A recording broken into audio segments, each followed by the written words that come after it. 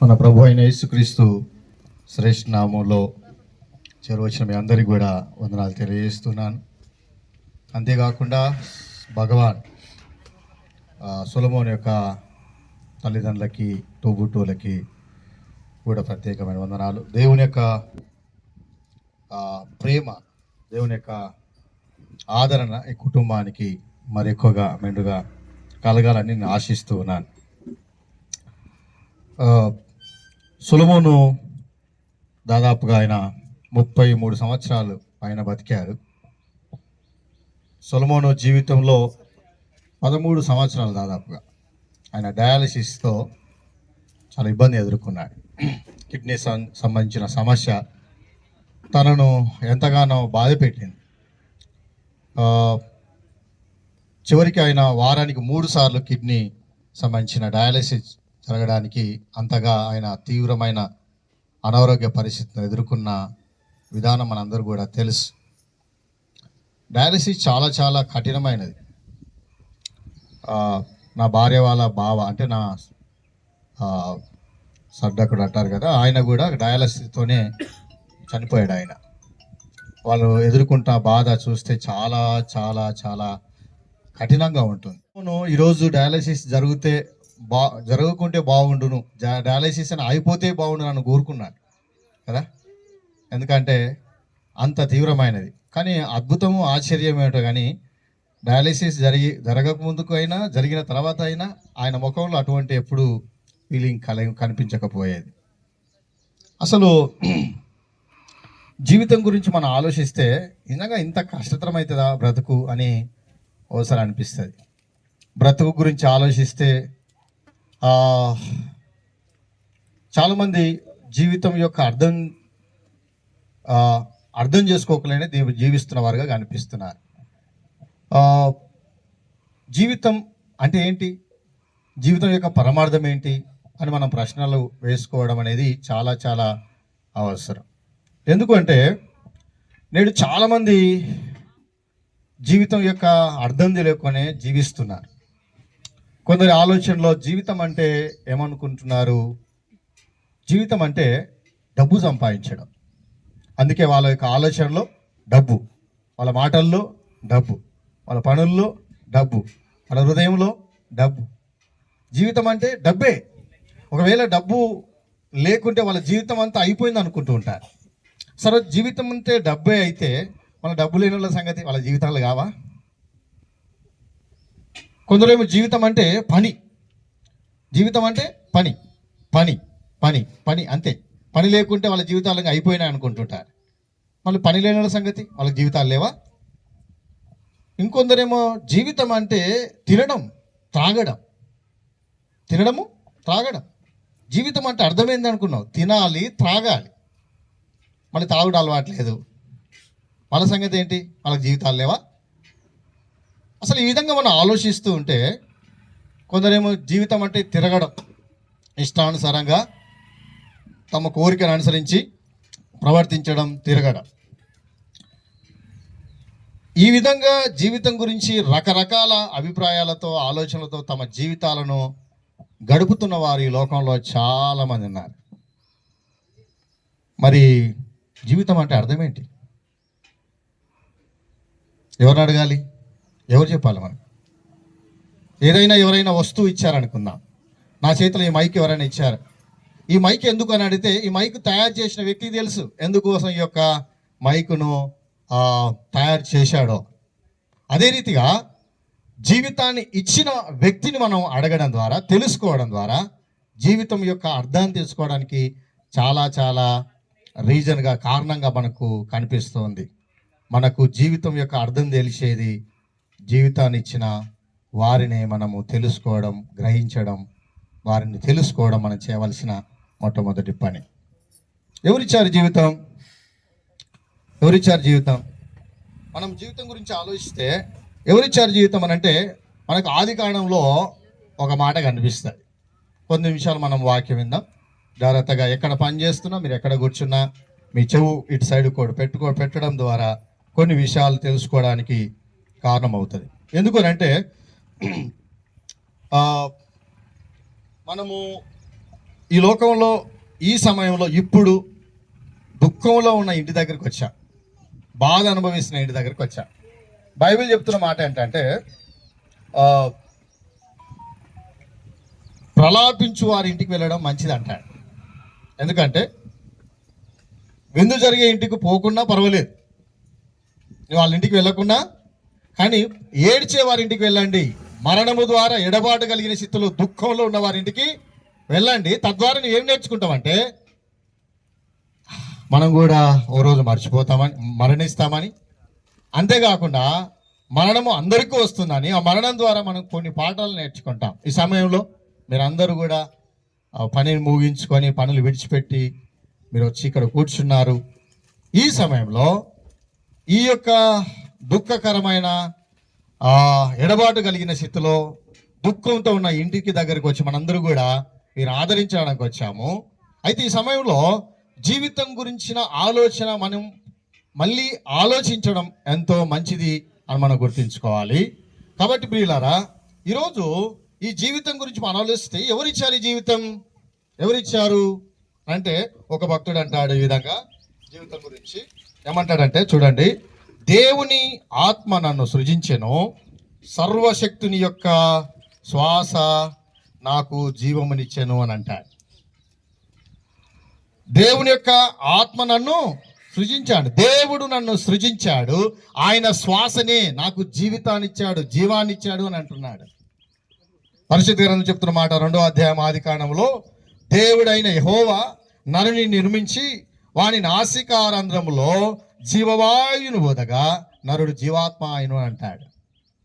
నరుని నీలమంటితో దేవుడు నిర్మించాడు, వాని నాసికారంధ్రములో జీవవాయువును వదగా నరుడు జీవాత్మ ఆయను అని అంటాడు. అంతేకాకుండా అపోస్తల కార్యం 17వ అధ్యాయంలో 25వ వచనంలో అంటాడు, ఆయన అందరికీ జీవమును ఊపిరిని సమస్తమును దయచేయుచున్నాడు అని అంటాడు. అవునండి, ఈ లోకంలో సమస్త మానవాళికి దేవుడే జీవాన్నిచ్చాడు, దేవుడే జీవితాన్నిచ్చాడు. ఆ విషయాన్ని మనందరం గుర్తుంచుకోవాలి. ఈ సత్యమెరిగిన భక్తుడు అన్న మాట ఏంటో తెలుసా? జీవరాశుల ప్రాణమును, యోబు గ్రంథం 12వ అధ్యాయం 10వ వచనంలో, జీవరాశుల ప్రాణమును మనుషులందరి ఆత్మలను ఆయన వశమున నున్నవి అని అంటున్నాడు. ప్రియులారా, ఈ జీవితం దేవుడు మనకు అనుగ్రహించింది అనే విషయాన్ని ఈ వచనాల ద్వారా మనం గ్రహించవచ్చు. ఈ జీవితం ఎవరిచ్చారు? దేవుడిచ్చాడు. మన తల్లిదండ్రులు ఇచ్చారా? అవును, వాస్తవమే. కానీ తల్లిదండ్రులకు ఎవరిచ్చారు? వాళ్ళ తల్లిదండ్రులు వాస్తవమే. అసలు వాస్తవానికి మొట్టమొదటగా ఈ లోకంలో మానవాళిని సృష్టించిన వాడు దేవుడు. వారి ద్వారానే సమస్త మానవాళి ఈ ప్రపంచంలో, ఈ లోకంలో జీవిస్తున్నారన్న విషయాన్ని మనం గుర్తుంచుకోవాలి. కాబట్టి ఈ జీవము దేవుడిచ్చింది, ఈ జీవితము దేవుని యొక్క కృపనే, దేవుడు అనుగ్రహించిందే అనే విషయాన్ని మనం ఎప్పుడు కూడా మర్చిపోకూడదు. మళ్ళీ ఈ జీవితంలో ఇంత రోగం ఎక్కడిది? సొలొమోను 13 సంవత్సరాలు అంటే దాదాపుగా ఆయన జీవితంలో సగానికి కొద్ది తక్కువ డయాలిసిస్తో బాధపడి ఆయన జీవితాన్ని ముగించాడు. ఇంత రోగం, ఇంత బాధ, ఇంత కష్టం, ఇంత నష్టం, ఇన్ని ఇబ్బందులు, ఇంత సమస్యలు ఈ లోకంలో ఎందుకు మనుషులు ఈ సమస్యల గుండా, కష్టాల గుండా, ఇరుకుల గుండా, ఇబ్బందుల గుండా వెళుతున్నాడు? దేవుడే జీవితం ఇచ్చాడు కదా, దేవుడు జీవితం ఇచ్చి కష్టాలను ఇచ్చాడా ఏంటి? మనం అర్థం చేసుకోవాలి, ఆలోచించాలి మనం. ప్రియులారా, గమనించండి, దేవుడి జీవితాన్ని ఇచ్చాడు, దేవుడే మనిషిని సృష్టించాడు అనే విషయాన్ని మనం గుర్తుంచుకోవాలి. ఎట్లా సృష్టించాడు దేవుడు మనుషులను? ఆదికాండం 1వ అధ్యాయంలో 26-27 వచనంలో, దేవుడు తన స్వరూపమందు నరును నిర్మించెను, దేవుడు తన స్వరూపమందు తన పోలిక చొప్పున స్త్రీని గాను పురుషుని గాను దేవుడు వారిని సృష్టించాడు అన్నమాట మనం చూస్తాం. దేవుడు మనుషులందరినీ, మొట్టమొదటి మనుషులను అంటే ఆదాము అవ్వలని, మొట్టమొదటి మానవులను దేవుడు తన పోలిక చొప్పున తన యొక్క స్వరూపంలో మనుషులను సృష్టించాడనే విషయాన్ని మనం గుర్తుంచుకోవాలి. ఏంటి పోలిక? ఏంటి స్వరూపము అని అంటే, దేవుడు తన గుణ లక్షణాలను కొన్ని ఇచ్చి, అంతేకాకుండా తన యొక్క భావోద్రేకాలను ఇచ్చి నైతికంగా, ఆధ్యాత్మికంగా, ఉన్నతంగా, పరిశుద్ధులుగా మనుషులను దేవుడు సృష్టించాడు. అందుకే మనిషి యొక్క స్వభావము ఇతరులు ప్రేమించాలి, ఇతరులకు ప్రేమ పంచాలి అనే విధానంలో వాళ్ళ బ్రతుకులు ఉంటాయి. వారు భావోద్రేకాలు కలిగిన వారు. మర మనుషులుగా దేవుడు మనుషులను సృష్టించలేదు. సంఘజీవి మనిషి, ఒంటరిగా మనిషి బతకలేడు. దేవుడు మనుషులను భావోద్రేకాలు కలిగిన వ్యక్తులుగా దేవుడు సృష్టించాడు. దేవునితో వారికి సహవాసం ఉండేది. మొదట్లో దేవునితో, దేవుని యొక్క స్వరూపంలో, దేవుని పోలికలో వాళ్ళు పాపం మెరుగని స్థితిలో, వారి యొక్క జీవన విధానం దేవునితో సహవాస సంబంధాలు కలిగిన స్థితిలో మనుషులు ఉండేవారు. అప్పుడు ఏ కష్టం లేదు, ఏ నష్టం లేదు, ఏ దుఃఖం లేదు, మరణము లేదు. మనుషులు దేవునితో ఎల్లకాలం ఉండడానికి సృష్టించబడ్డారు. వీళ్ళరా ఎక్కడ ఖరాబ్ అయింది? ఎక్కడ సమస్య వచ్చింది? ఎందుకు మనుషులు ఈ విధంగా తయారు? ఎందుకు ఇంత కష్టాల గుండా, ఇన్ని నష్టాల గుండా, ఇంత ఘోరమైన గందరగోళమైన పరిస్థితుల్లో మనుషులు జీవిస్తున్నారు అని ప్రశ్నించుకోవాల్సిన, ఆలోచించవలసిన అవసరం ఉంది. ఎందుకు అంటే దేవుడు మనుషులను సృష్టించిన తర్వాత, మొట్టమొదటి మనిషిని సృష్టించిన తర్వాత వారికి కొన్ని నియమాలు పెట్టాడు, ఆజ్ఞలు ఇచ్చాడు. కానీ మనిషి దేవుని మాటను ధిక్కరించడం ద్వారా, దేవుని మాటను పెడచెవిడ పెట్టడం ద్వారా, దేవుని మాటకు విరుద్ధంగా ఆలోచించడం ద్వారా దేవునికి వ్యతిరేకంగా పాపం చేశాడు. దేవుడి నుంచి దూరం అయిపోయాడు. ప్రియులారా, ఏ పాపం మెరుగని మనిషి దేవుని మాటకు అవిధేయత చూపడం ద్వారా, మీరడం ద్వారా, దేవుని మాటను ధిక్కరించడం ద్వారా పాపి అయ్యాడు. అతడు ఆలోచనలోను, అతడు క్రియల్లోనూ, అతడు అన్ని విధాల్లో పడిపోయాడు. ఇంకొక మాట చెప్పాలంటే అతడు పతనమైపోయాడు. మనుషులు తమ యొక్క జీవన విధానంలో ఎదుర్కొంటున్న సమస్యలకు కారణం ఎవరంటే పక్కింటోళ్ళు కాదు, ఎదురింటోళ్ళు కాదు, మనకు తెలిసిన వాళ్ళు కాదు, మనం మోసం చేస్తున్న వాళ్ళు కాదు, మనం మోసం చేసిన వాళ్ళు కాదు, మన పాపమే కారణం.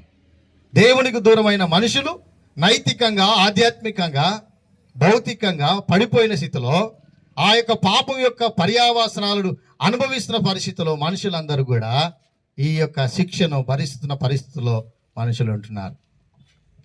అందుకే మనుషులందరూ కూడా పాపులు అని బైబిల్ చెప్తుంది.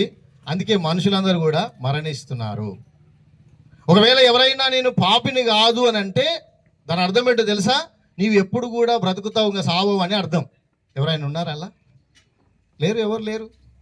నేను ఎప్పటికీ చావను, ఎప్పటికీ లోకంలో ఉంటా. సొలొమోన్ అయితే 33-40 సంవత్సరాలు చచ్చిపోయాడు, కానీ సొలొమోన్ అయితే కిడ్నీ ఫెయిల్యూర్తో చచ్చిపోయాడు, కానీ సొలొమోన్ అయితే డయాలసిస్ పేషెంట్గా చనిపోయాడు. కానీ నేను అట్లా కాదు, ఆరోగ్యంగా ఉంటాను. నాకు ఎటువంటి సమస్య లేవు, నా కిడ్నీలు చాలా స్ట్రాంగ్ ఉన్నాయి అనే ఆలోచనతో ఒకవేళ మనం జీవిస్తున్నట్టయితే అది తప్పు అని మనం గుర్తుంచుకోవాలి. ఎందుకంటే మరణం అనేది ప్రతి మనిషి ఎదుర్కోవాల్సిన సత్యం, విషయం, సంఘటన. మరణము ప్రతి ఒక్కరికి వచ్చింది. అందుకే బైబిల్ చెప్తున్న మాట ఏంటంటే పాపం వల్ల వచ్చే జీతము మరణం. ఎందుకు చచ్చిపోతున్నారు? ఎప్పుడైనా మీరు ప్రశ్నించుకున్నారా? ప్రశ్న వేశారా? లేకుంటే ఆలోచించారా? చర్చించారా? మనుషులందరూ చనిపోవడానికి కారణం ఏంటి? ఎవరు దీనికి కారణం అని అంటే మనుషులు చనిపోవడానికి కారణం పాపము అనే విషయాన్ని మనం తప్పకుండా గుర్తుంచుకోవాలి. ఈ పాపము మొట్టమొదటి మనుషుడైన ఆదాము దేవుని యొక్క మాటకు అవిధేయత చూపడం ద్వారా ఆ యొక్క మొదటి మానవుడైన ఆదాము యొక్క పాపము మనుషులందరికీ సంప్రాప్తి అయింది. మనుషులందరూ కూడా పాపముతో, పాప స్వభావంతో వాళ్ళు ఈ లోకంలో పడుతున్నారు. ఆ పాప స్వభావాన్ని అనుసరించి మాట్లాడుతున్నాడు, ఆ పాప స్వభావాన్ని అనుసరించి ఆలోచిస్తున్నాడు. పాపభూయిష్టమైన ఆలోచనలతో, స్వార్థంతో, ద్వేషంతో, కక్షలతో, కార్పణ్యాలతో మనిషి జీవిస్తున్నాడు. అన్నిటికీ కారణం పాపం అనే విషయాన్ని మనం గుర్తుంచుకోవాలి. ఒక విషయం చెప్పాల్సిన విషయం ఏంటంటే మనిషి యొక్క స్వభావంలో ఒక స్వభావము నేను ఎదుటి వాళ్ళకన్నా మంచివాణ్ణి అనుకునే స్వభావం. నేను చాలామంది ఎవరైనా నేను అందరికన్నా చెడ్డోనని ఎవరు అనుకోరు, నా పక్కన వానికన్నా నేను మంచివాణ్ణి కాదని ఎవరు అనుకోరు. నేను మంచివాణ్ణి అనుకునే స్వభావం, ఇది కూడా స్వనీతి, దీని పాపం అంటారు. ప్రియులారా, మనుషులందరి పాపులని బైబిల్ చెప్తుంది. అందరూ పాపము చేసి దేవుని అనుగ్రహించే మహిమను పొందలేని స్థితిలో మనుషులు దేవునికి దూరస్తులు అయిపోయి, మనుషులు దేవుని యొక్క ఉద్దేశాలను, చిత్తాన్ని పక్కకు పెట్టేసి తన ఇష్టాన్ని, తన యొక్క చిత్తాన్ని ఆలోచిస్తూ జీవించడం ప్రారంభించాడు. తద్వారా మనిషి సంతృప్తి లేని జీవితం జీవిస్తున్నాడు. అందుకే డబ్బు డబ్బు అని ఆలోచించే వాళ్ళు, జీవితమే డబ్బు అని అనుకునే వాళ్ళు ఎంత సంపాదించినా డబ్బుతో వాళ్ళు తృప్తి పొందట్లేదు. పని పని పని అని, జీవితం అంటే పని అని ఆలోచించే వాళ్ళు ఎంత పని చేసినా వాళ్ళకు తృప్తి అయితే లేదు. అధికారం కావచ్చు, డబ్బు కావచ్చు, పని కావచ్చు, లేకుంటే పాపం చేసే తమ యొక్క కోరికలు అనుసరించి జీవించే జీవితం కావచ్చు, తమ ఉద్దేశాలను అనుగుణంగా జీవించే జీవితం కావచ్చు, అది ఏదైనా కావచ్చు. వాళ్ళ జీవిత విధానాలను బట్టి తృప్తి కలిగిన జీవితం ఏ మనుషుడు జీవించడం లేదు. ఒకవేళ వారి యొక్క పాప స్వభావం బట్టి తృప్తి కలిగి ఉన్నాడని అనుకుంటే ఆ పాపాన్ని బట్టి తృప్తి కలిగే జీవితం కూడా పాపమే, పాప స్వభావం నుంచి వచ్చిందే. గమనించండి, మనిషి ఈ విధంగా పతనమైన పరిస్థితుల్లో మనిషి ఉంటున్నాడు. నిన్నగాక మొన్న ఒక 10th క్లాస్ అమ్మాయి తన తల్లిని తన ప్రియునితో కలిసి చంపేసింది. చాలా చిన్న వయసు, 20 సంవత్సరాల లోపే. ఒక అమ్మాయి వయసు 16 సంవత్సరాలు, అబ్బాయి వయసు 18 సంవత్సరాలు.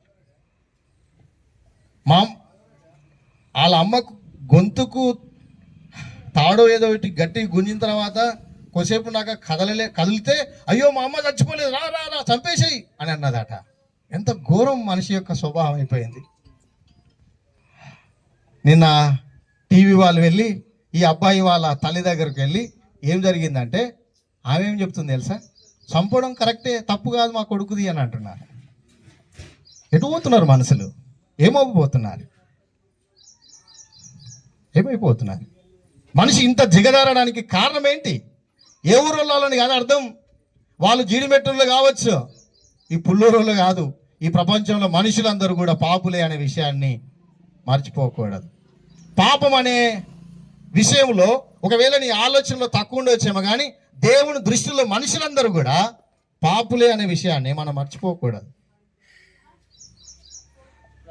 ఎవరు గొప్ప పాపులు, ఎవరు తక్కువలు అని మనం ఆలోచిస్తే, ఒకవేళ డబ్బు ఉన్నోళ్ళు ఎక్కువ పాపులా, లేకుంటే డబ్బు లేని వాళ్ళు పాపులా, లేకుంటే బలము అధికారం ఉన్నోళ్ళు, లేకుంటే అన్ని ఉన్నోళ్ళు అన్ని లేనోళ్ళు, ఎవరు పాపులు ఎక్కువ అని అంటే మనము ఒకరినొకరు కొలుసుకోవడం కాదు. పాపం యొక్క స్థితి దేవుని దృష్టిలో మనుషులు ఎవరు అని ఆలోచించినప్పుడు మాత్రమే, దేవుని మనం ఎరిగిన స్థితిలో దేవుడు ఏమై ఉన్నాడో తెలుసుకున్నప్పుడు, దేవుడు ఎంత పరిశుద్ధుడో, ఎంత నీతిమంతుడో, ఎంత యథార్థవంతుడో, ఎంత మంచివాడో మనం తెలుసుకున్నప్పుడు మాత్రమే మనం ఎంత ఘోరమైన పాపులమో మనం తెలుసుకోవడానికి ఆస్కారం ఉంటుంది.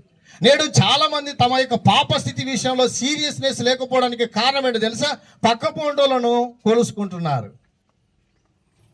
నేను వాళ్ళకన్నా మంచివాడిని కదా కాబట్టి నేను పాపిని కాదనుకుంటున్నారు.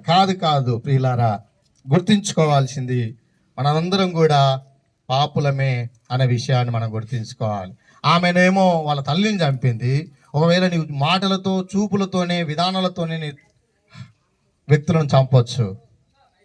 రెండు కూడా సేమ్ పాపాలే. పర్యావసనాలు మారొచ్చేమో, కానీ అవన్నీ కూడా దేవుని దృష్టిలో పాపమే అనే విషయాన్ని మనం గుర్తించుకోవాలి. కాబట్టి మనుషులందరూ కూడా పాపం చేస్తున్న స్థితిలో మనుషులందరూ ఉంటున్నారు. వాస్తవానికి దేవుడు మనుషులను యథార్థవంతులుగా చేస్తే వాళ్ళు ఏం చేశారంట? తంత్రాలను కల్పించుకొని పాప స్థితిలోకి దిగజారిపోయారు. పాపము చేస్తూ మనుషులందరూ దేవునికి దూరం అయిపోయారనే విషయాన్ని మనం గుర్తించుకోవాలి. అందుకే ఒక భక్తుడు అంటాడు, పాపము చేయక మేలు చేయుచుండు నీతిమంతుడు ఒక్కడు కూడా ఈ లోకంలో లేడు అంటున్నాడు. పాపం చేయకుండా మేలు చేసే ఒక్క నీతిమంతుడు ఈ లోకంలో లేడు అని అంటున్నాడు. పిల్లరా, రోమపత్రిక 3వ అధ్యాయం 23వ వచనంలో అంటాడు, ఏ భేదము లేదు, అందరూ పాపము చేసి దేవుని అనుగ్రహించి మహిమను పొందలేకపోతున్నారు. అందరిలో ఉన్నాను, నీవున్నావా? నీవు కూడా ఉన్నావు. ఎవరెవరు లేరు అట్లా వెతుకోవడానికి లేదు. ఎవరు నేను లేను అనే ఆలోచన కూడా పాపమే అనే విషయాన్ని మర్చిపోకూడదు. మనిషి యొక్క స్వభావము స్వనీతిపరులు, మనిషి యొక్క క్రియలు స్వనీతివి, స్వార్థపూరితమైనవి, పాపభూయిష్టమైనవి. ఆ విషయాల గురించి దేవుడు ఏమంటాడు తెలుసా? మన యొక్క నీతి క్రియలు దేవుని దృష్టిలో మురికి గుడ్డలు లాంటివి అని అంటున్నాడు. అఫ్ కోర్స్ మన మంచి పనులను బట్టి మనుషులు మెచ్చుకోవచ్చేమో, కానీ అవి కూడా దేవుని దృష్టిలో మురికి గుడ్డలు లాంటివి అని చెప్తున్నప్పుడు మన యొక్క పాప యొక్క స్థితి ఏంటో, మనం ఏ స్థితిలో ఉన్నామో తప్పకుండా మనము ఆలోచన చేయాలి, తప్పకుండా మనం అర్థం చేసుకోవాలి.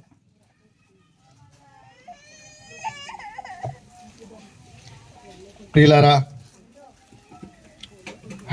మనం మనిషి యొక్క పాపం గురించి, అతని పరిస్థితి గురించి బైబిల్ చెప్తున్న మాట ఏంటో తెలుసా? మనుషులందరూ కూడా చచ్చిన స్థితిలో ఉన్నారని చెప్తుంది. చచ్చిన స్థితిలో ఉన్నాం. మనం బ్రతికున్నాం కేవలం శారీరకంగా, కానీ మానసికంగా, ఆధ్యాత్మికంగా చచ్చిపోయాం. ఆధ్యాత్మికంగా చచ్చిన స్థితిలో మనం ఉన్నాం. నైతికంగా విలువలు కలిగిన వ్యక్తులుగా దేవుడు చేస్తే, నైతిక విలువలు లేని స్థితిలో మనుషులు ఉన్నాడు. పరిశుద్ధునిగా మనిషిని దేవుడు చేస్తే, తన యొక్క ఆలోచనలు క్రియల ద్వారా పాపి అయిన స్థితిలో, పాపిగా మనిషి మారిన స్థితిలో మనిషి ఉన్నాడు. ఇవన్నిటిని మనం ఆలోచిస్తే మన అతిక్రమములు, మన పాపములు విషయంలో నిజంగా మనం చచ్చిపోయిన స్థితిలో మనం ఉన్నామనే విషయాన్ని మనం గుర్తుంచుకోవాలి. బయటకు చూపిస్తామని చెప్పినాను. గమనించండి. నిజంగా ఆలోచిస్తుంటే మన బతుకులు ఖరాబ్ అయిపోయాయండి. మనం స్వార్థపరులం అయిపోయాం, మనం స్వనీతిమంతులం అయిపోయాం, మనం కఠినములం అయిపోయాం. ఎవరైనా కింద పడితే మనకు జాలి కలగట్లేదు, నవ్వు వస్తుంది. ఆ కింద పడిన విషయాన్ని 10 మందికి ఫోన్లు చేసి చెప్తున్నాం. తెలుసా నీకు, ఆమె తోముడు కింద పడిపోయింది అని నవ్వుతున్నాం. మనకు కనికరం అనేది, మనకు జాలి అనేది, మనకు దయ అనేది, మనకు ప్రేమ అనేది లేవు. మనుషులందరూ కూడా ఎంత దిగజారిపోయారంటే, చేసిన పాపాన్ని కూడా సమర్థించుకునే స్థితిలో, మేము మంచి వాళ్ళమని నిరూపించుకునే స్థితిలో మనుషులు పోరాడుతున్నారు. అందుకే మనుషులందరూ కూడా చచ్చిన స్థితిలో ఉన్నారని బైబిల్ చెప్తుంది. నిజంగా ఆలోచిస్తుంటే, మనిషి యొక్క స్థితి గురించి మనం ఆలోచిస్తే ఇంకా ఎంత దిగజారిపోయాడంటే, మనిషి యొక్క అంతం గురించి మనం ఆలోచిస్తే ఎటువంటి పరిస్థితులు ఉన్నాడంటే, మనిషి చచ్చిన స్థితిలో ఉన్నాడు. ఇంకా ఘోరం ఏంటంటే, మనిషి యొక్క అంతము నిత్య నరకం. ప్రియులారా, చచ్చిపోతున్నారు కదా, ఎక్కడికి వెళ్తున్నాం? ఎటు వెళ్తున్నాం? చచ్చినాక మనం పరలోకం పోతామా? అవుతుందా మనతోని? మనకు రేషన్ కార్డే సగం అందరికి ఇస్తలేరు, ఎందుకంటే ఎలిజిబుల్ కాదు. పరలోకం అట్లా దొరుకుతుంది మనకు ఈజీగా.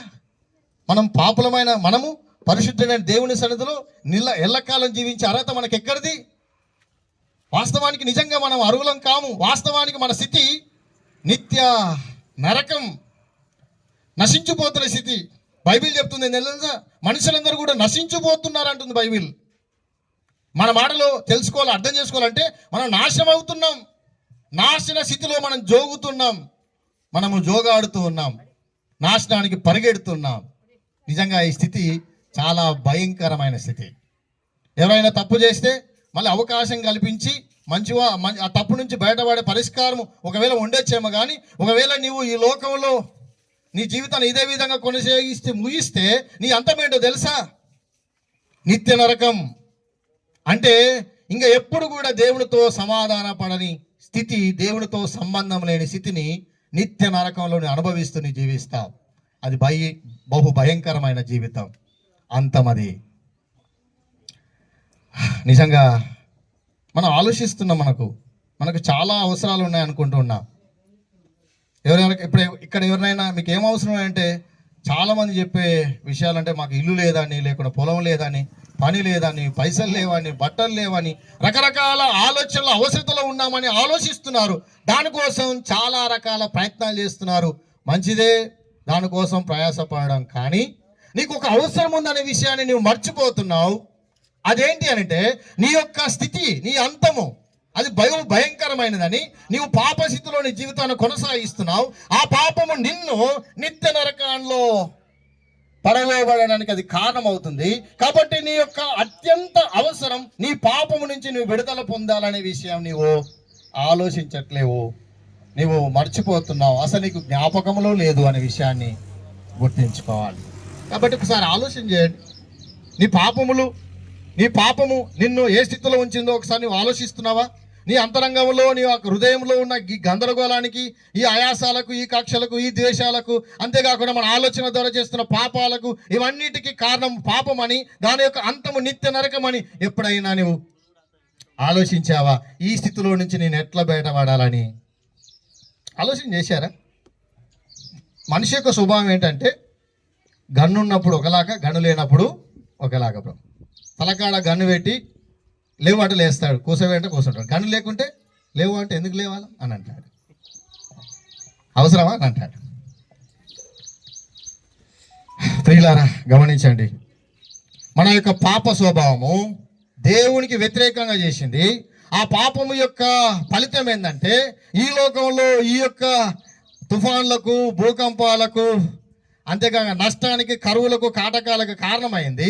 అంతేకాకుండా మన హృదయంలో అలజడికి, అసమాధాన స్థితికి, నెమ్మది లేనితనానికి, స్వార్థానికి, ఘోరమైన కక్షలతో, ద్వేషాలతో బ్రతకడానికి అది కారణమైంది. అంతేకాకుండా మనుషుల మధ్య సమాధానం లేని స్థితిలో, ఐక్యత లేని స్థితిలో మనం జీవించడానికి కారణమైంది.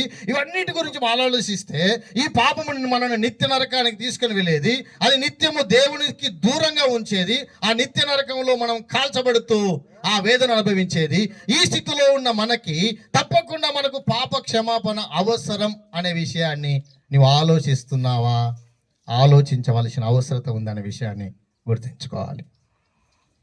ప్రియులారా, ఒకవేళ నీకు బియ్యం లేకుండా నూకలతో తిని బతకవచ్చు, ఇల్లు లేకుండా ఏదో చెట్టు కిందనో గుడిసెలను బతకవచ్చు, చెప్పులు లేకుండా కూడా తిరగవచ్చు. నీ అవసరత చాలా బాధాకరంగా కావచ్చు నీకు. లేకుంటే నీ అన్ని రకాల సౌఖ్యాలు అనుభవిస్తున్న స్థితిలో నీ జీవిస్తూ ఉండవచ్చు. సుఖాలని, సౌఖ్యాన్ని, ఈ లోకంలో జల్సాన్ని అనుభవిస్తూ ఉండవచ్చు. కానీ ఇరువురికి కావాల్సింది ఒకటి ఉంది, ఒక అవసరత ఉంది. ఏంటంటే నీ పాపముల నుంచి నీ విడుదల పొందవలసిన అవసరం ఉంది. సొలొమోన్ జీవితాన్ని మీరు చూశారా? ఆయన డయాలసిస్ పేషెంట్గా చెప్తే తప్ప ఎవరికి అర్థం కాదు. ఎందుకంటే ఆయన ముఖం పలకరించినప్పుడు చిన్నపిల్లల ముఖం కనిపించేది. చాలా నవ్వుకుంటా. మామూలుగా డయాలసిస్లో ఆ పెయిన్, ఆ యొక్క బాధ చూస్తే అమ్మో అయ్యో అని మొత్తుకుంటా వచ్చిన వాళ్ళకన్నా తన సమస్య పరిస్థితి చెప్పుకొని ఏడుస్తూ, బాధపడుతూ, ఆయాసపడుతూ, నా బతికి ఇట్లా అయిపోయిందని తిట్టుకుంటూ, వాళ్ళని తిడుతూ, వీళ్ళని తిడుతూ జీవించే జీవితం అది. ఆ జీవితం వాస్తవానికి. కానీ సొలొమోను జీవితంలో మనం సంతోషం చూసాం, నెమ్మదిని చూసాం, నిరీక్షణను చూసాం, విశ్వాసాన్ని చూసాం. ఎట్లొచ్చింది? ప్రియులారా, పాపం మన జీవితంలో నిరాశను తీసుకొస్తుంది. పాపం మన జీవితంలో అసమాధానం తీసుకొస్తుంది. పాపం మన జీవితంలో ఆయాసాన్ని తీసుకొస్తుంది. పాపం మన జీవితంలో మనకు మనమే మంచి వాళ్ళం అనే స్వనీతి పనులను చేస్తుంది. పాపం మన జీవితంలో దేవుడు మనకు అవసరం లేదు, దేవుడు ఉంటేంది లేకుంటేంది, నా ఇష్టం నా ఆలోచన అనే విధానంలో మనం బతికింపజేస్తుంది. తద్వారా నెమ్మది లేనిసి గందరగోళంలో, చీకటి బ్రతుకుల్లో, సాతాను సంబంధమైన ఆలోచనలతో, బంధకాల్లో జీవిస్తున్నట్టు చీకటి విధానాల్లో మన బ్రతుకులు ఉన్న పరిస్థితుల్లో, చీకటి హృదయాల్లో వెలుగును నింపడానికి, నశించిపోతున్న మనుషులను వెతికి రక్షించడానికి, పాపస్థితిలో ఉన్న మనుషులందరినీ కూడా పాపములో నుంచి విమోచించడానికి ప్రభు అయిన యేసుక్రీస్తు లోకానికి వచ్చాడు. బైబిల్ చెప్తున్న మాట ఏంటో తెలుసా? నశించిపోతున్న వారిని వెతికి రక్షించడానికి ఆయన లోకానికి వచ్చాడని. ఎందుకు వచ్చాడు? దేవుడు మనల్ని ప్రేమించాడు. దేవుడు లోకమును ఎంతో ప్రేమించెను అనే మాట మనం చూస్తాం. నిజంగా ఇంత ఘోరమైన స్థితిలో ఉన్న మనల్ని ప్రేమించేవారు ఎవరైనా ఉంటారా? ఎవరైనా మనం ఇప్పుడు ఎన్నిసార్లు అనుకున్నాం, నా అంతరంగం గురించి ఎవరితో చెప్తే వాళ్ళు నా పక్కన కూడా కూర్చోరని ఎన్నిసార్లు అనుకున్నాం. ఎందుకంటే మనుషుల యొక్క స్వభావం అంతా కూడా ఘోరమైంది, హృదయం ఘోరమైన వ్యాధి కలది. దాన్ని అసలు గ్రహించడానికి ఎవరికి తరం కాదు. అటువంటిది మన హృదయాన్ని, అంతరంగాన్ని ఎరిగిన దేవుడు అసలు మనల్ని ప్రేమించడం ఏంటి? ఇదెంత ఆశ్చర్యం, ఎంత అద్భుతం! ఒకసారి ఆలోచన చేయండి. ఆయన నిన్ను ప్రేమిస్తున్నానని, మనల్ని ప్రేమిస్తున్నానని చెప్పడమే కాదు, తన అద్వితీయ కుమారుడిగా పుట్టిన ప్రభు అయిన యేసుక్రీస్తుని ఈ లోకానికి పంపించాడు. ఆయన మనము నశించిపోకూడదని దేవుడు మనను ప్రేమించిన దేవుడు మనం నశించిపోకుండా ఉండాలని తన ప్రియ కుమారుడైన యేసుక్రీస్తు ప్రభుని లోకానికి పంపించాడు. దేవుడి గురించి ఎప్పుడైనా ఆలోచన చేశారా? దేవుడు మంచివాడు, దేవుడు న్యాయవంతుడు, దేవుడు ప్రేమ కలిగిన వాడు, దేవుడు కనికరం కలిగిన వాడు. ఎప్పుడైనా మీకు తెలుసా? దేవుని యొక్క ప్రేమను, దేవుని యొక్క న్యాయాన్ని మనం అర్థం చేసుకోవాలంటే కలవరి శిలువలో యేసుక్రీస్తు ప్రభు యొక్క త్యాగాన్ని తప్పకుండా అర్థం చేసుకుంటేనే మనకు అర్థమవుతుందండి. వాస్తవానికి దేవుడు అంతటి న్యాయవంతుడు ఎవరు లేరు ఈ లోకంలో. మనుషులు న్యాయవంతులుగా కనిపిస్తారు కానీ నిజంగా న్యాయవంతులైతే కారు.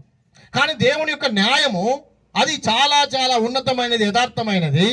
మనుషుల యొక్క జీవితాలను చూసిన దేవుడు మనుషులు చేసిన పాపానికి తప్పకుండా శిక్ష వేయాలని ఆలోచన కలిగిన వాడు.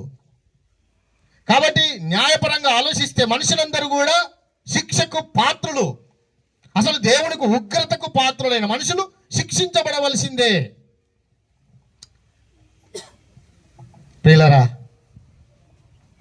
అంతేకాదు దేవుడు ఎంత మంచివాడంటే, దేవునికి ఉన్న లక్షణం, ఇంకొక లక్షణం ఏంటంటే దేవుడు ప్రేమ గలవాడు, దేవుడు కనికరం గలవాడు.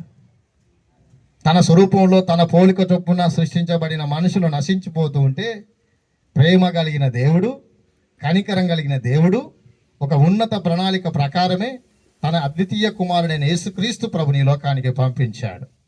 ఎందుకో తెలుసా?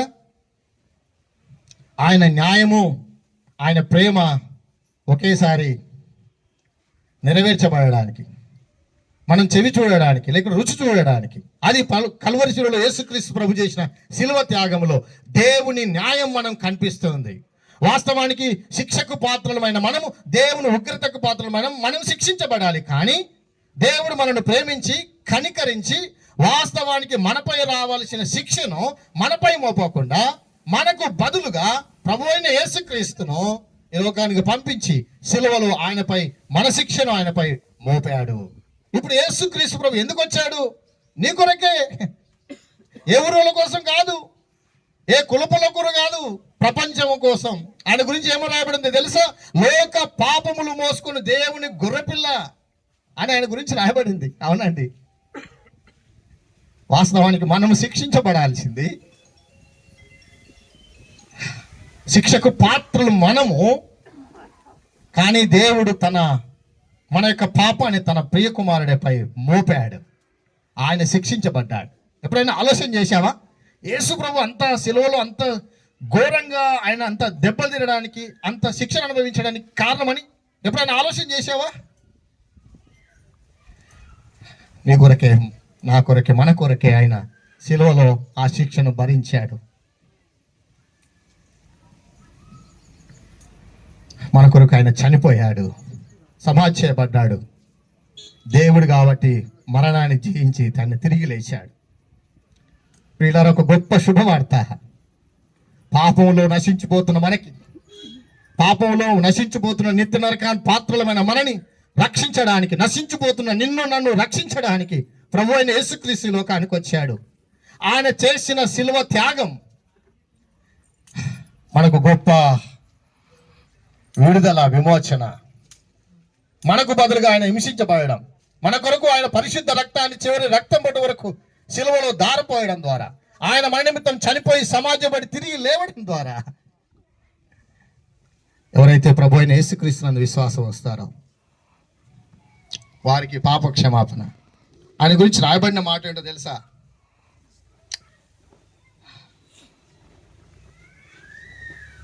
మన అతిక్రమ క్రియలను బట్టి అతడు గాయపరచబడేను, మన దోషములను బట్టి అతడు నలగగొట్టబడేను, మన సమాధానార్థమైన శిక్ష అతని మీద పడేను. మన కొరకే ఆయన శిక్షను భరించాడు, గాయపరచబడ్డాడు, నలగగొట్టబడ్డాడు, శిక్షించబడ్డాడు. ప్రభు అయిన యేసుక్రీస్తునందు మనకు గొప్ప విమోచన, గొప్ప విడుదల, గొప్ప భాగ్యం మనకు దొరుకుతుంది. దేవునికి దూరస్థలమైన మనని తిరిగి దేవుని దగ్గరికి తీసుకురావడానికి అనీతిమంతులమైన మన కొరకు నీతిమంతుడైన క్రీస్తు శరీర విషయంలో చంపబడి, ఆత్మ విషయంలో బ్రతికింపబడి, పాపం విషయంలో ఒక్కసారే శ్రమ పడాను. పిల్లారా, ఒక అద్భుతమైన విషయం ఏంటంటే నీ పాపముల విషయంలో నీ చేయవలసిన ఇంకే కార్యం నీ చేయవలసిన లేదు. ఈ లోక పాపములు మోసుకుని దేవుని గొర్రెపిల్లగా ఆయన వచ్చాడు. సిలువలో ఆ శిక్షను ఆయన భరించాడు.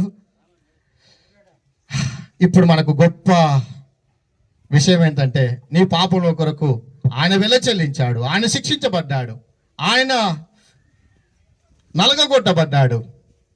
తద్వారా మనపై ఉన్న ఆ యొక్క దోషము, ఆ పాపము, ఆ శిక్ష ప్రభు అయిన యేసుక్రీస్తునందు ఒకవేళ నీ విశ్వాసం వస్తే తొలగించబడుతుంది, మాఫీ చేయబడింది. ఆయన వెల చెల్లించాడు కాబట్టి ఇంకా మనము పాపానికి రుణస్థలం కాము, పాప బంధకాలు ఉండడానికి అవసరం లేదు. ప్రభు అయిన యేసుక్రీస్తునందు విశ్వాసం ఉంచవలసిందిగా బతిమాలుతున్నాను. నీ పాపములు నీ జీవితంలో నిలిచి ఉంటే నీ అంతము నిత్య నరకం. ఒకవేళ సొలొమోను విషయంలో నువ్వు దుఃఖిస్తూ ఉంటే, సొలొమోను విషయంలో నువ్వు బాధపడుతుంటే, అయ్యో పాపం అని అనుకుంటూ ఉంటే, ఇంకా ఘోరమైన పరీక్షించుకోవలసిన, ఆలోచించుకోవలసిన, బాధపడవలసిన, పశ్చాత్తాపడవలసిన విషయం ఉంది నీ పాపం విషయంలో. నీ పరిస్థితి ఏంటి? సొలొమోను ఆనందంతో, సంతోషంతో తన 13 సంవత్సరాల డయాలసిస్ పరిస్థితులను ఎదుర్కొన్నాడు. విశ్వాసంతో తన జీవితాన్ని ముగించాడు. ఇప్పుడు ఆయన పరలోకంలో ప్రభుతో ఉన్నాడు. ఈ లోకంలో జీవిస్తున్న మన జీవితంలో, నీ జీవితంలో ఒకవేళ నీ పాపం నిలిచి ఉంటే నీ అంతం భయంకరమైన విషయాన్ని, వాస్తవ సత్యాన్ని తెలియజేస్తున్నాను. దయచేసి ఒక్కసారి నీ గురించి నువ్వు ఆలోచన చేయి. ఈరోజు మరణించిన సొలొమోను జ్ఞాపకార్థం మనందరం ఇక్కడ కూడి ఉన్నాం. ఒకరోజు నేను చనిపోతాను, ఒకరోజు నీవు కూడా చనిపోతావు. శాశ్వతంగా ఈ లోకంలో ఉండవలసినానికి మనము మనుషులమనే విషయాన్ని మనం గుర్తించుకోవాలి, ఉండమనే విషయాన్ని మన మనుషులమనే విషయాన్ని గుర్తించుకోవాలి. ఒకానొక రోజు ఏదో రీతిగా, ఏదో విధంగా ఈ లోకాన్ని విడిచిపెట్టవలసిందే. అయితే నీ అంతమేంటి? నీ అంతము, నీ మరణము లాభకరంగా మారాలంటే ప్రభు అయిన యేసుక్రీస్తునందే నీకు ఉన్న గొప్ప నిరీక్షణ, గొప్ప విడుదల, విమోచన అనే విషయాన్ని గుర్తించుకోవాలి. వీళ్ళారా, ఒకసారి మన బ్రతుకుల గురించి మనం ఆలోచించడం మంచిది. ఒకవేళ నీ జీవితం తినడానికే, తాగడానికి అనుకుంటే నీ అంతం బహు భయంకరం. చూడండి, ఒకవేళ నీ జీవితం డబ్బు కొరకే అనుకుంటే, డబ్బు సంపాదించవచ్చో కానీ పాపము నీ జీవితంలో అట్లే ఉండడం ద్వారా నీ అంతం చాలా బహు భయంకరమని ఆలోచించండి. నీ జీవితం తినడం, తాగడం, తిరగడం, లేకుండా పని చేయడం ఇవే అనుకుంటుంటే, ఈ లోక సంబంధమైన ఆలోచనలో నీ జీవితాన్ని వాళ్ళు కొనసాగిస్తే ఆ అంతము చాలా భయంకరమైన విషయాన్ని మర్చిపోవద్దు. వీళ్ళారా, ఈరోజు మరొక అవకాశం దేవుడు మనకి మీకు ఇస్తూ ఉండగా ప్రభు అయిన యేసుక్రీస్తునందు విశ్వాసం ఉంచి నీ పాపములు క్షమించబడిన స్థితిలో నీ జీవితాన్ని లాభకరంగా మార్చుకో. నీ మరణాన్ని కూడా నిరీక్షణ కలిగిన స్థితిలో ఈ లోకంలో నీ జీవితాన్ని ముగించు. అందును బట్టి మిమ్మల్ని బతిమాలుకున్న విషయం ఏంటంటే, యేసు నీ కొరకు చేసిన శిలువ కార్యమందు విశ్వాసం ఉంచమని, నీ పాపములు ఆయన సన్నిధిలో ఒప్పుకొని విడిచిపెట్టి ప్రభు అయిన యేసుక్రీస్తు అనుగ్రహించే ఆ ఉచితమైన, అమూల్యమైన రక్షణను ఉచితంగా నీవు ఆయన కృప ద్వారా పొందుకొని ఆయన బిడ్డగా జీవించమని బతిమాలుకుంటూ ఉన్నాను. పాపం వల్ల వచ్చే జీవితం మరణం అయితే ప్రభు అయిన యేసుక్రీస్తు నిత్య జీవం అనే విషయాన్ని మర్చిపోకూడదు. ఆయన విశ్వాసం ఉంచి ఆ నిత్య జీవానికి వారసులు అవుదాం. ప్రకటన గ్రంథం 21వ అధ్యాయంలో 3-4 వచనంలో, ఇదిగో దేవుని నివాసం మన మనుషులతో కూడా ఉన్నది, ఆయన వారితో కాపురముండును, వారైన ప్రజల యందురు, దేవుడు తానే వారి దేవుడై ఉండి వారితోనే యుండును, ఆయన వారి కన్నుల ప్రతి బాష్పబిందును తుడిచివేయును, మరణం ఉండదు, దుఃఖం ఉండదు, ఏడుపు, వేదన ఉండదు. ఆ నిత్య సంతోషము పరలోకములో ప్రభుతో ఎల్లకాలం ఉండే గొప్ప భాగ్యము అది మనకు దొరుకుతుంది. మనకన్నా ముందు సొలొమోనుకు దొరికింది. సొలొమోను నిత్య సంతోషాన్ని అనుభవిస్తున్నాడు. ఇప్పుడు ఆయనకన్నా డయాలసిస్ అవసరం లేదండి, అక్కడ దుఃఖం లేదు, ఆయనకు బాధ లేదు. బహుశా ఒంటరిగా ఎన్నిసార్లు ఏడ్చిండో, కానీ అక్కడ ఏడుపు లేదు. ఇప్పుడు దేవునితో ఉన్నాడు. ఈ లోకంలో ప్రభు అయిన యేసుక్రీస్తునందు విశ్వాసం ఉంచిన వారికి ఈ లోకంలో సమస్యల గుండా వెళ్ళిన నిరీక్షణ కలిగిన స్థితిలో జీవితాన్ని కొనసాగిస్తారు. ముగిసిపోతే ఎల్లకాలం దేవునితో ఉండే గొప్ప భాగ్యాన్ని, సంతోషాన్ని అనుభవిస్తారు. ఒకవేళ ప్రభు అయిన యేసుక్రీస్తునందు విశ్వాసం ఉంచకుంటే పరిస్థితి ఏంటి? నిత్య నరకమే. ఈ లోకంలో తృప్తి ఉండదు. ఈ లోకం విడిచిపెడితే నిత్య నరకంలో శాశ్వతంగా ఎడబాటు కలిగిన స్థితిలో నీ జీవితాన్ని దేవునికి దూరంగా నిత్య నరకంలో గడపవలసిన భయంకరమైన పరిస్థితి ఉందన్న విషయాన్ని తెలియజేస్తున్నాను. ఒకసారి మనం గుర్తుంచుకోవాల్సిన విషయం ఏంటంటే, సొలొమోను మనకు ఒక విషయం చెప్తున్నాడు. ఈ సొలొమోను మరణం మనం కూడా మరణిస్తామని. సొలొమోను ద్వారా మనం ఒక విషయం ఆలోచన చేయొచ్చు. ఆయన ఆ శ్రమ, ఆ పరిస్థితుల్లో ప్రభు అయిన యేసు చేసిన శిలువ కార్యమందు విశ్వాసించి పాపక్షమాపణ సింధులు పొందిన స్థితిలో తన జీవితాన్ని ముగించుకున్నాడు. నీ పరిస్థితి ఏంటి, నీ ఆలోచన ఏంటి అని. కాబట్టి ప్రియులారా, నేను ముగిస్తున్నాను. ఈ సమయంలో ఈ ప్రలాపించే ఇంటికి రావడం ద్వారా నీవు లాభం పొందాలని, నీవు దీవింపబడాలని, నీ పాపములు క్షమించబడిన స్థితిలో ప్రభు అయిన యేసుక్రీస్తునందు విశ్వాసం ఉంచిన స్థితిలో నీ యొక్క జీవితాన్ని లోకంలో కొనసాగించాలని అటువంటి కృప మనందరికీ ఇవ్వాలి. అంతేకాకుండా ఇక్కడ ఆలోచించవలసిన విషయం ఏంటంటే, తల్లిదండ్రులుగా, తోబుట్టువులుగా ఆయన మరణం, ఆయన జీవితం అంతం, ఆయన జీవితం యొక్క ప్రణాళిక దేవుని యొక్క ఉద్దేశంలో నుండి కలిగింది. అది దేవుని యొక్క సంకల్పం ప్రకారమే దేవుడు తన యొక్క జీవితాన్ని లోకంలో ఉంచాడు, తిరిగి పిలుచుకున్నాడు. ఓ రోజు నీవు మనందరూ కూడా వెళ్ళవలసిందే. అయితే ప్రభు అయిన యేసుక్రీస్తునందు విశ్వాసం ఉంచడం ద్వారా మనము సొలొమోనుతో కలిసి ప్రభువుని ఆరాధించే గొప్ప భాగ్యం పొందుకుంటాం.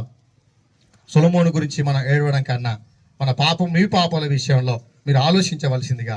అంతేకాకుండా ఆయన ఏ రీతిగా అయితే దేవుని విశ్వాసం ఉంచి నిరీక్షణ కలిగి ఉన్నాడో అదే రీతిగా నీ యొక్క జీవితంలో కూడా ఈ లోకంలో విశ్వాస నిరీక్షణ కలిగిన స్థితిలో నీ జీవితాన్ని సంఘ సావాసంలో కొనసాగిస్తూ ఆయన రాకడ కొరకు నీవు సిద్ధపడవలసిందిగా ప్రభు పేరిట మనవి చేస్తూ దేవుడి మాటలు మన వినికిల్లో దీవించి ఆశీర్వించిన గాక.